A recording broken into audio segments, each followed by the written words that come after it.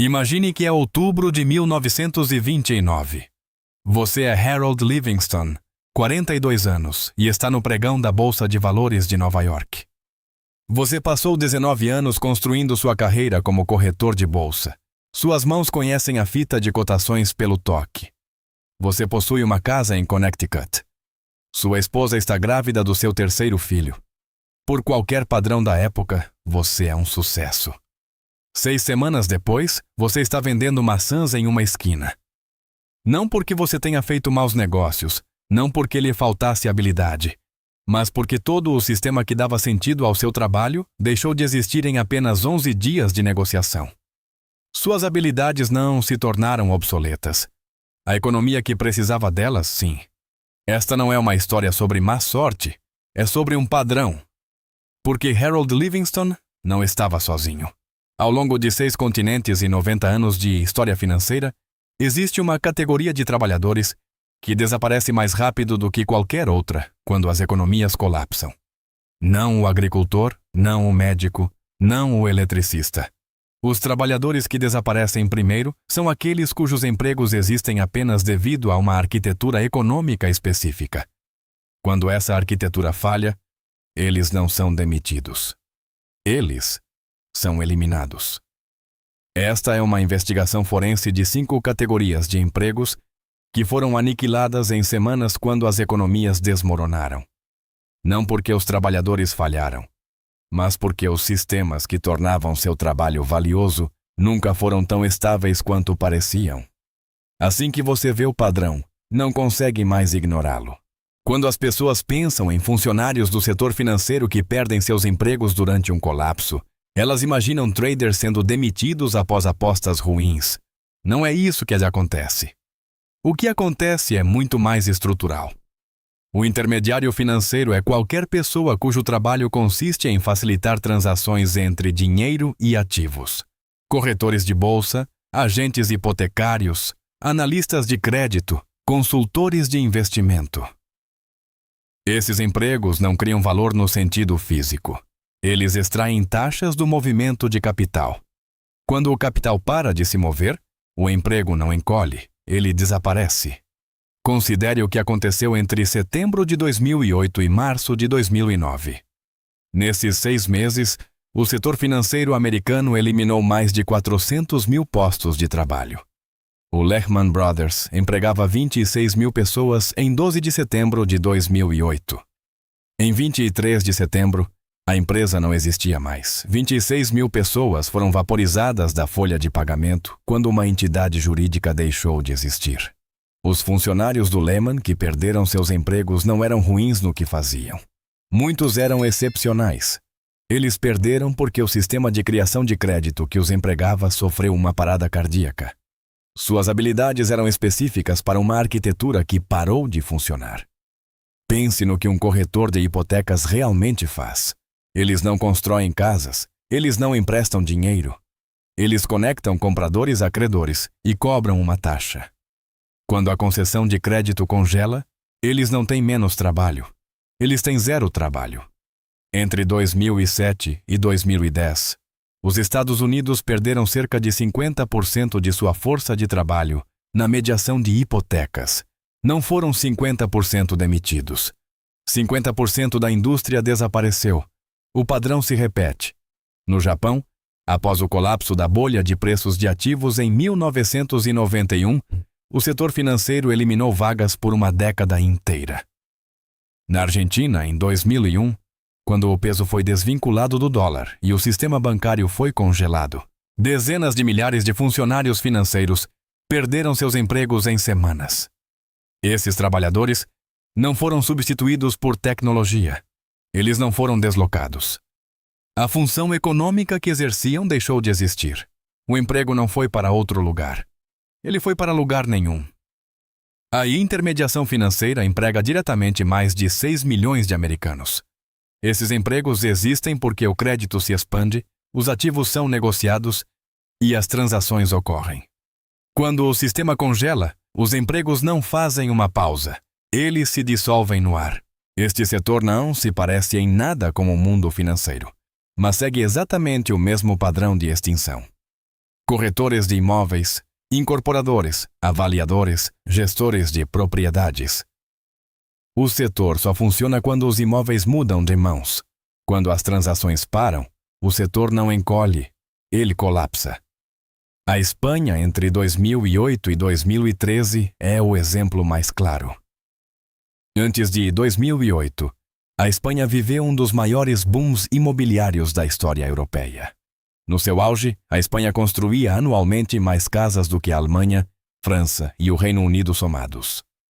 O setor imobiliário empregava quase 13% da força de trabalho espanhola.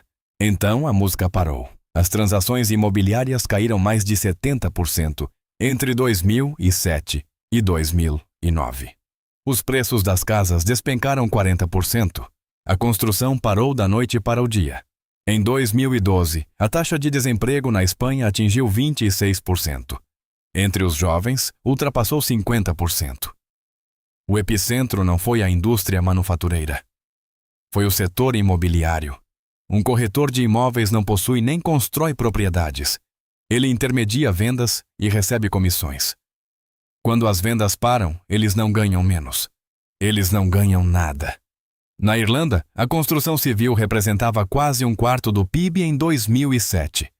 Quando a crise chegou, os preços dos imóveis caíram mais de 50%.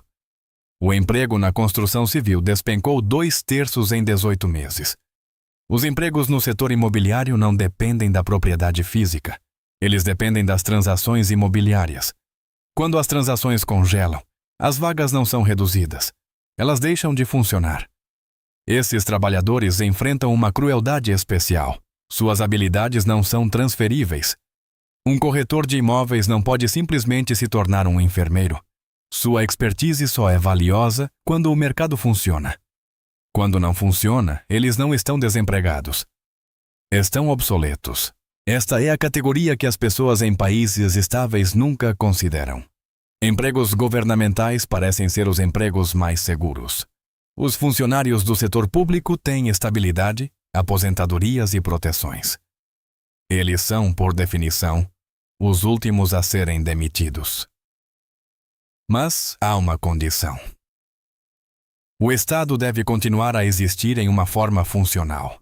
Quando os estados colapsam, seus funcionários não perdem apenas o emprego. Eles perdem todo o arcabouço que dava sentido e remuneração ao seu trabalho. A União Soviética empregava, direta ou indiretamente, mais de 100 milhões de pessoas. O Estado era o empregador. Não havia um setor privado significativo. Quando a URSS foi dissolvida em dezembro de 1991, esses vínculos empregatícios não se extinguiram lentamente. Eles acabaram. As fábricas não fecharam. Elas pararam de pagar os trabalhadores. As agências governamentais não demitiram as pessoas. Elas pararam de funcionar. Os salários pararam de chegar porque a entidade que os emitia não existia mais. Em 1992, os salários reais na Rússia haviam caído mais de 40%. Em 1998, haviam caído quase 60%. Professores, médicos, burocratas permaneciam nominalmente empregados. Mas emprego sem pagamento não é emprego. É ficção. Na Ucrânia, Moldávia e Geórgia, funcionários públicos compareceram aos escritórios por meses sem serem pagos. Eles tinham empregos apenas no nome. A Argentina, em 2001, mostrou uma versão mais branda. Quando o governo entrou em default, os governos provinciais pagaram os trabalhadores em moedas de emergência, que valiam apenas uma fração do valor nominal. Os funcionários federais enfrentaram congelamentos salariais e falta de pagamento. A Venezuela mostrou o mesmo padrão em câmera lenta. Quando a hiperinflação destruiu o Bolívar, os salários no setor público tornaram-se inúteis. Um funcionário do governo ganhava, em termos reais, cerca de $6 por mês em 2019. Eles ainda tinham empregos. Os empregos haviam se tornado economicamente insignificantes. O emprego estatal é sustentado pela capacidade estatal. Quando o Estado perde a capacidade de arrecadar impostos, tomar empréstimos ou imprimir moedas sem consequências, ele perde a capacidade de pagar. O emprego estatal torna-se mais teórico do que econômico. Em países estáveis, isso parece impossível, mas a estabilidade não é uma lei da natureza. É um estado, e estados mudam. Esta categoria é menos óbvia, mas historicamente devastadora. Na maioria das economias, existe uma classe de trabalhadores, cujo sustento depende inteiramente da importação de mercadorias estrangeiras. Importadores, distribuidores, varejistas de produtos estrangeiros, fabricantes que dependem de componentes importados. Quando uma moeda entra em colapso, esses trabalhadores não enfrentam apenas uma menor demanda. Eles enfrentam o impossível. A Alemanha de Weimar fornece o exemplo mais nítido. Antes da Primeira Guerra Mundial, a Alemanha era um dos maiores importadores do mundo. As empresas alemãs dependiam fortemente de matérias-primas e bens industriais estrangeiros. Quando o marco colapsou entre 1921 e 1923, importar tornou-se primeiro caro, depois difícil e, por fim, impossível. Um comerciante alemão que importou têxteis britânicos por 20 anos não estava apenas lidando com custos mais altos. Ele enfrentava o colapso total do sistema que permitia seu negócio. O marco perdia valor tão rápido que, no momento em que as remessas chegavam, os pagamentos devidos haviam se multiplicado muitas vezes. Os importadores não faliram lentamente. Eles colapsaram em ondas, à medida que cada desvalorização tornava a próxima transação impossível. O Zimbábue nos anos 2000 repetiu esse padrão. Quando a hiperinflação se instalou, o setor de importação foi aniquilado. As empresas não conseguiam obter moeda estrangeira. Em 2008, o setor formal de importação essencialmente parou de funcionar. A Venezuela, na década de 2010, mostrou o mesmo padrão. Quando as receitas do petróleo despencaram e o bolívar perdeu valor, a capacidade de importação evaporou. O país passou de importações de mais de 40 bilhões de dólares anuais em 2012 para menos de 10 bilhões em 2020. Os trabalhadores desse setor não migraram para outros empregos. Muitos deixaram o país completamente. Mais de 6 milhões de venezuelanos emigraram desde 2015. Aqui está o ponto estrutural. Empregos dependentes de importação só existem se a moeda permanecer internacionalmente estável. Se isso não acontecer, o emprego não é protegido por habilidade ou desempenho. Ele é destruído pela matemática. Você não pode importar mercadorias se não puder pagar por elas. Essa vulnerabilidade existe em qualquer país sem uma moeda de reserva global. Quando o comércio é interrompido por colapso cambial, sanções ou guerra, os empregos desaparecem na velocidade da interrupção. Esta categoria parece óbvia, mas é profundamente incompreendida. Quando as economias colapsam, os gastos discricionários desaparecem primeiro. Bens de luxo, viagens, entretenimento, alta gastronomia. Esses setores não apenas encolhem, eles colapsaram desproporcionalmente, mais rápido do que qualquer outra coisa. Trabalhadores nesses setores enfrentam uma crueldade especial. Suas habilidades são reais. Sua ética de trabalho pode ser excepcional. Mas seus empregos existem apenas porque outras pessoas possuem renda excedente. Quando esse excedente desaparece, eles também desaparecem.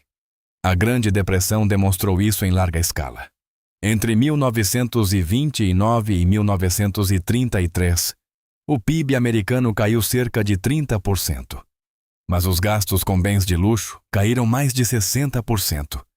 O setor de luxo encolheu o dobro da velocidade da economia geral. Trabalhadores do varejo de luxo, hospitalidade e entretenimento enfrentaram taxas de desemprego muito acima da média nacional.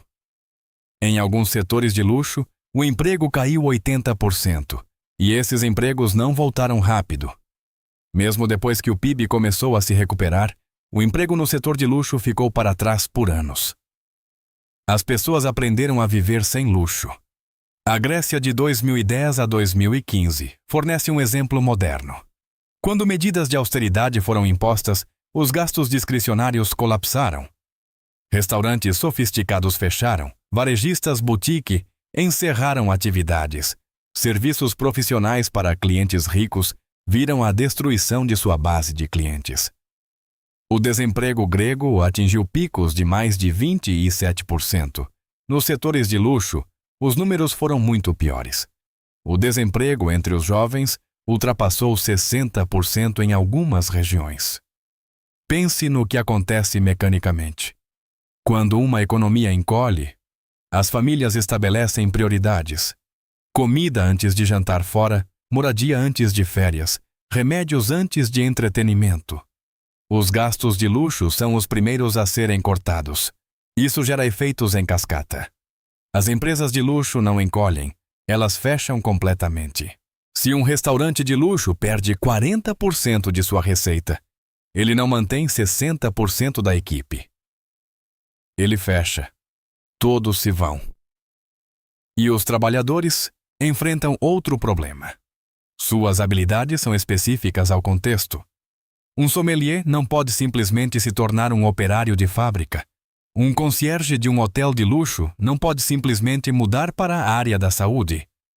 As habilidades que os tornavam valiosos tornam-se irrelevantes. Eles não perdem apenas seus empregos, eles perdem todo o mercado de trabalho que valorizava sua expertise. Vamos examinar o padrão em todas as 5 categorias. Intermediários financeiros, profissionais imobiliários, funcionários públicos, mercadores dependentes de importação, trabalhadores do setor de luxo. O que eles têm em comum? Todos compartilham uma dependência estrutural de algo que está fora do trabalhador. Não externo no sentido de que todos os empregos dependem da demanda. Externo em um sentido mais fundamental. Esses empregos dependem de uma arquitetura específica, um sistema de crédito, um mercado imobiliário, um estado funcional, uma moeda estável, um excedente de consumo. Quando essa arquitetura falha, o emprego não encolhe proporcionalmente, ele se torna impossível. Um agricultor em crise ainda tem terra. Ele ainda pode cultivar alimentos. Um eletricista ainda tem habilidades que as pessoas precisam. As luzes ainda precisam funcionar. Mas um corretor de hipotecas sem crédito funcional não tem nada para vender. Um corretor de imóveis sem transações não tem como ganhar. Um funcionário público sem um estado funcional não tem empregador. A arquitetura é o emprego. Isso explica por que esses empregos desaparecem da noite para o dia e não gradualmente. Não é que a demanda caia lentamente, é que um sistema falha e tudo o que depende desse sistema falha com ele. O crédito congela, os empréstimos param, as transações imobiliárias cessam, as comissões desaparecem, a moeda colapsa, as importações tornam-se impossíveis, o Estado entra em default, os salários param. Estes não são processos graduais, são transições de fase. Empregos que dependem da fase antiga não passam para a nova. Eles não existem nela. Este não é um fenômeno moderno. Não é uma característica da globalização ou financeirização. É um padrão recorrente ao longo dos séculos. Cada colapso econômico importante leva ao mesmo resultado. Os empregos mais próximos do sistema que falha desaparecem mais rápido. A bolha dos mares do sul de 1720. Intermediários financeiros, que ficaram ricos facilitando investimentos, foram arruinados em semanas. O pânico de 1873. Especuladores imobiliários e trabalhadores do setor ferroviário viram indústrias colapsarem em meses. A Revolução Russa.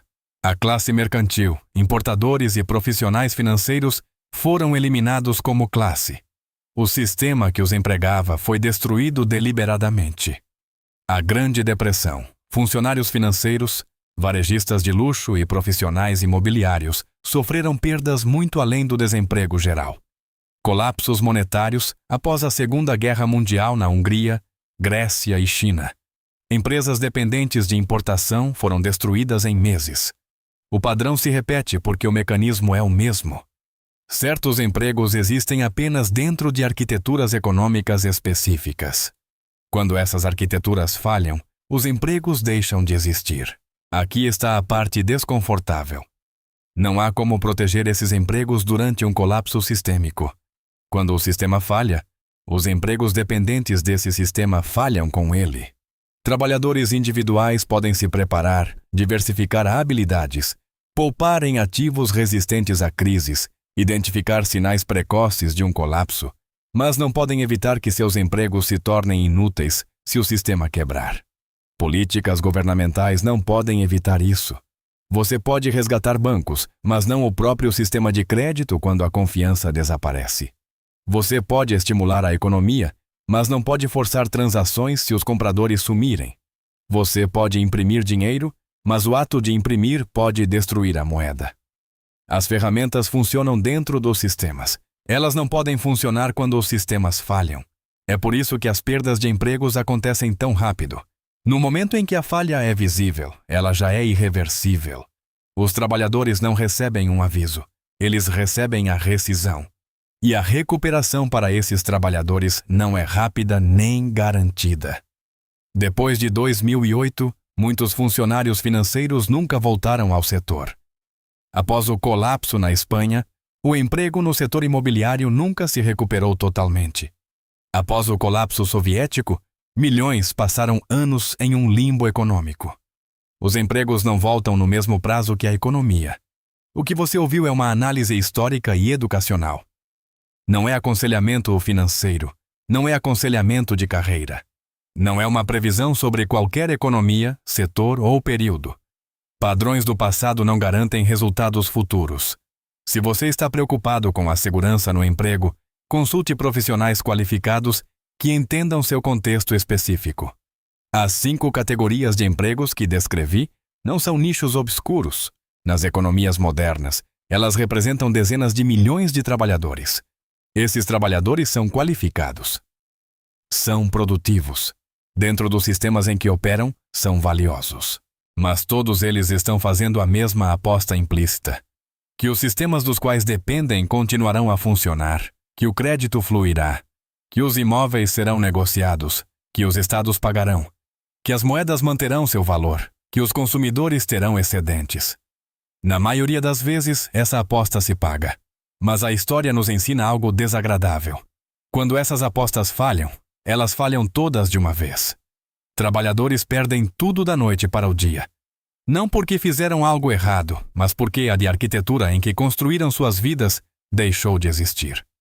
Alguns empregos são mais resilientes do que outros, não porque os trabalhadores sejam melhores, mas porque as dependências são diferentes. O marceneiro é mais resiliente do que o corretor de hipotecas. O agricultor é mais resiliente do que o importador. O médico é mais resiliente do que o atendente de spa. Isso não é um julgamento moral, mas uma observação estrutural. A pergunta que cada trabalhador deveria se fazer: do que o meu trabalho depende? O que acontece com essa dependência se o sistema falhar? A maioria das pessoas nunca pergunta. E para a maioria das pessoas, na maior parte do tempo, tudo bem. Mas aqueles que perguntaram, que entenderam sua vulnerabilidade, que se prepararam para a possibilidade de falha dos sistemas. Eles não estavam vendendo maçãs nas esquinas após 1929. Não estavam em filas de desemprego após 2008. Não fugiram pelas fronteiras após o colapso das moedas. Preparação não é pessimismo, é reconhecimento de padrões. Os padrões estão lá. Eles sempre estiveram lá. Se você decide vê-los, cabe a você. Se esta análise ajudou você a identificar as vulnerabilidades ocultas da economia global, inscreva-se e curta este vídeo. Dedicamo-nos a revelar verdades históricas que outros tentam enterrar. Comece a semear as sementes do seu futuro hoje. O próximo cofre da história será aberto em breve.